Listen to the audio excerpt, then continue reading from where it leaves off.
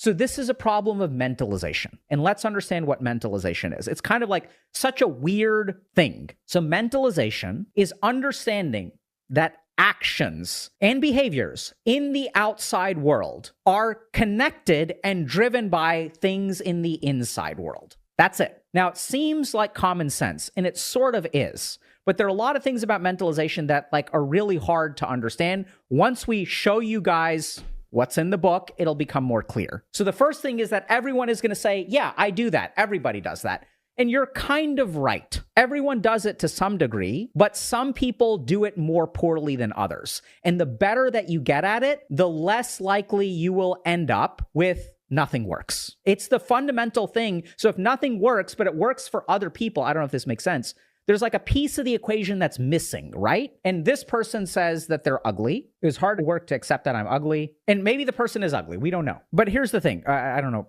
I sort of had a brain fart there. Forgot what I was saying, but let's go back to the core of mentalization, okay? I had some point. So mentalization is like understanding that behaviors are driven by internal things. Now, here's the key thing about mentalization. This also means an understanding of other people's behaviors being driven by internal things, okay? This person kind of concludes that no one has ever flirted with him. And then if you kind of dig down into it, he talks more about this means that I'm ugly. So what he kind of says is since no one flirts with me, that means that I am ugly. So there's a couple of things about mentalization that we have to understand that are kind of weird, okay? The first is that mentalization is something called preconscious. This is a bit hard.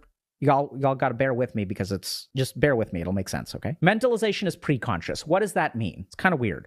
It means a bunch of calculations about why things happen are made before you are consciously aware of them. And they get served up to you with a silver platter. And a prime example is no woman over 60 has ever flirted with me, therefore I am ugly. Okay? Do you see how that thought is logical, but it gets served up to you? So one feature of people who, I don't know that this person doesn't mentalize well, but if you look at the spectrum of people who mentalize well versus people who don't mentalize well, some people who mentalize well are able to consider lots of hypotheses. So is the reason that they don't flirt with me because I can't detect flirting accurately? Which, by the way, fascinating study. There's a study where they had people flirting and they videotaped the interaction. Two people flirting, or one person is flirting with the other person. Then they had this videotape is watched by a neutral observer. So I'm going to show you a videotape of person A flirting with